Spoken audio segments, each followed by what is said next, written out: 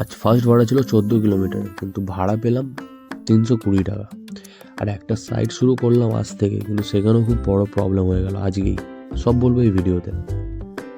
আজ সকাল 7টা নাগাদ মহেশতলা থেকে একটা পার্সেল ঢোকে পার্ক হোটেল পার্কস্ট্রিটের জন্য। 170 টাকার ইনড্রাইভে ঢুকেছিল পার্সেলটা। তো পার্সেলটা পিক করবার পরই উবের থেকে আবারও একটা ভাড়া ঢোকে, যিনি কিনা পার্কস্ট্রিটেই যাবে, 120 টাকা। তো ফার্স্ট ভাড়ায় 320 টাকা। তো পার্সেলটা ড্রপ করতে না করতে যাদবপুরের একটা 100 টাকার ভাড়া ঢোকে। তো যাদবপুর যেতে যেতে সার্চ টাইম শুরু হয়ে গেছিলো ইনড্রাইভ উবের সব কিছুতেই। তো যাদবপুর থেকে 15 কিলোমিটারের একটা 200 টাকার ভাড়া নিয়ে আছি সেক্টর 5। সেক্টর 5-এ ওনাকে ড্রপ করেই উইপ্রো মোড় থেকে এই ম্যাডামকে নিয়ে আসি কলকাতা স্টেশনে, যিনি আমাকে দেয় 100 টাকা। তারপর ওখান থেকে 160 টাকার একটা লাস্ট ভাড়া নিয়ে আসি তারাতলায় ড্রপ করতে না করতেই সাইড থেকে ফোন আসে।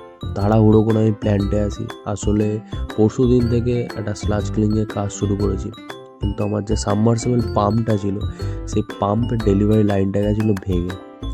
তো আমি গিয়ে দেখি যে এই দাদাগুলো সব পাম্পের ডেলিভারি লাইনটা লাগাতে ব্যস্ত।